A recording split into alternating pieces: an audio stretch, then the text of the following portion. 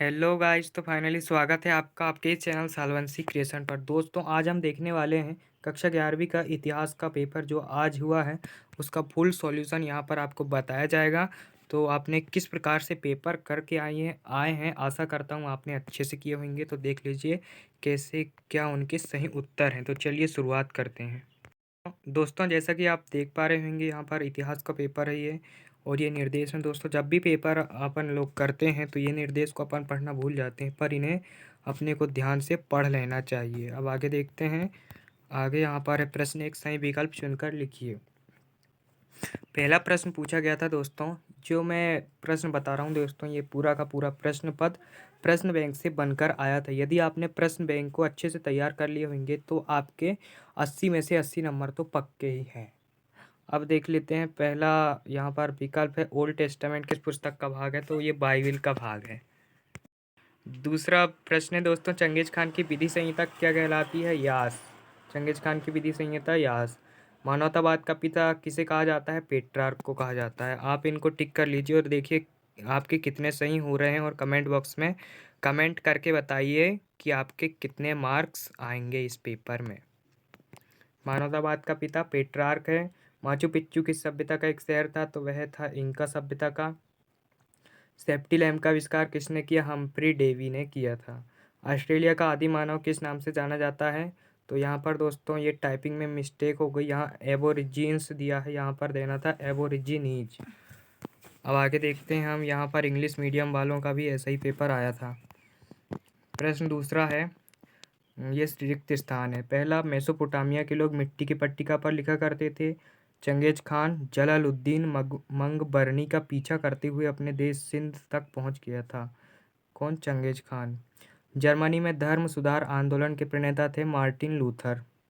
Guatemala का मंदिर माया सभ्यता से संबंधित है। क्लोरीन नामक रसायन का आविष्कार किसने किया? सीले ने किया था। ये दोस्तों पूरा का पूरा प्रश्न बैंक से है। सेटलर शब्द का प्रयोग अमेरिका में डच के लिए किया गया। खालिस्तान को उगते सूर्य का देश किस कहा जाता है? तो वह जापान को कहा जाता है। अब सही जोड़ी देख लेते हैं। पहला है, सही जोड़ी बिल्कुल सरल आई थी दोस्तों। यदि आप अच्छे से पढ़कर गए होंगे तो आपको बिल्कुल पूरा का पूरा पेपर सरल लगा होगा। यहाँ पर पहला है, राजा जिम्बरीलिंग का राजमहल कहाँ था? मारी में था। तेमुजिन सार्वभौम शासक कब बना? 1206 में बना। केब्राल का संबंध ब्राज़ील से था। और जॉन के ने फ्लाइंग शटल का आविष्कार किया था। नानकिंग की संधि हुई थी 1842 में। और सभा स्थल का मतलब होता है कैनबरा, जो ऑस्ट्रेलिया की राजधानी है शायद। ये इंग्लिश मीडियम में दिया है। सत असत देख लेते हैं। सठ दार्शनिक प्रणाली मिस्र सभ्यता से संबंधित थी। अपन ने सठ दार्शनिक प्रणाली मैंने आपको पढ़ाया था दोस्तों, ये मेसोपोटामिया सभ्यता से संबंधित थी। तो मिस्र की सभ्यता तो अपन ने पढ़ी ही नहीं, तो ये इसका असत्य हो जाएगा। चंगेज खान के पिता कियात कबीले के मुखिया थे, ये सत्य है। उनका नाम क्या था? येसुजेई। द मर्चेंट ऑफ वेनिस नामक नाटक जेफ्री चौसर ने लिखा, यह असत्य दोस्तों, विलियम शेक्सपियर ने लिखा था। माया सभ्यता मैक्सिको में विकसित हुई थी, तो ये बिल्कुल सही है। सर्वप्रथम औद्योगिक क्रांति संचार क्षेत्र में हुई, ये गलत है दोस्तों, लोहा उद्योग के क्षेत्र में हुई थी सर्वप्रथम औद्योगिक क्रांति। मार्को पोलो का संबंध इटली से है, तो ये बिल्कुल राइट है। आगे देख लेते हैं। एक शब्द वाक्य में उत्तर। दोस्तों आपको यहाँ पर पूरा का पूरा सॉल्यूशन बताया जा रहा है, तो प्लीज़ आप वीडियो को लाइक कीजिए। चैनल पे नए हो तो चैनल को सब्सक्राइब कर लीजिए, क्योंकि अभी आगे भी आपके प्रश्न मतलब कि बहुत सी परीक्षा होने वाली हैं, तो उनका भी यहाँ पर सॉल्यूशन आपको बताया जाएगा। तो चलिए बिना देर करे शुरुआत करते हैं। एक शब्द वाक्य में उत्तर। कुरिलताई क्या थी दोस्तों? कुरिलताई थी मंगोल सरदारों की एक परिषद थी। अंधकार युग की समय अवधि क्या है? तो 5 से 9वीं शताब्दी अंधकार युग। क्यूपी क्या थी? कुईपू। बोलने में थोड़ा अटपटा लग रहा है। कुईपू हिसाब रखने की एक प्रणाली थी। बैंक ऑफ इंग्लैंड की स्थापना हुई 1694 में। होपी किस प्रकार का समुदाय था? यह आदिवासी प्रकार का समुदाय था। प्रतियोगी परीक्षा द्वारा अधिकारी भर्ती करने वाला पहला देश है चीन दोस्तों, जो अपने पड़ोसी देश यानी कि दुश्मन कहा जाता है चीन। जापान का योद्धा वर्ग किस नाम से जाना जाता है? तो वो सामुराई के नाम से जाना जाता है। आगे देखते हैं। गिलगेमिस कौन था? तो गिलगेमिस एक योद्धा था और राजा भी था, आप लिख सकते थे। उसने किस महाकाव्य की रचना की थी?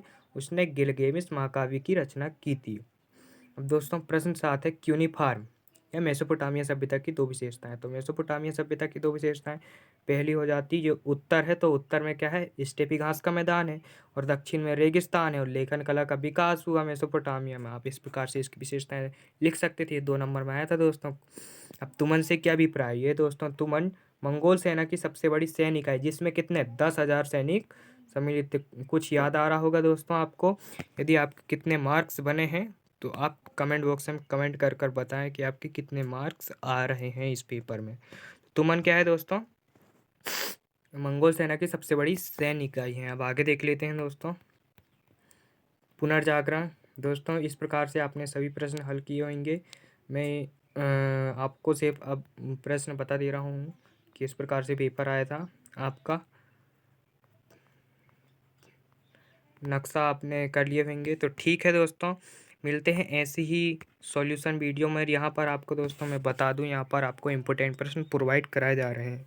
दोस्तों आपको बहुत से यूट्यूब चैनल वाले बोल रहे होंगे कि यहाँ पर आपको रियल पेपर मिलेगा कि मेरे चैनल में मिलेगा। दोस्तों मैं ऐसा नहीं बोलता, मैं सिर्फ यहाँ पर आईएमपी क्वेश्चन आपको प्रोवाइड कराऊंगा और आप उन आईएमपी क्वेश्चन को पढ़कर जाते हैं तो आपके बिल्कुल 80 में से 80 मार्क्स तो आने ही हैं। दोस्तों मैंने अभी हिस्ट्री का जो क्वेश्चन तैयार कराए थे उनमें से बहुत से प्रश्न आए हैं जो मेरे रेगुलर स्टूडेंट्स हैं, तो उनको पता होगा कि किस प्रकार से यहाँ पर तैयारी कराई जाती है। तो ठीक है दोस्तों।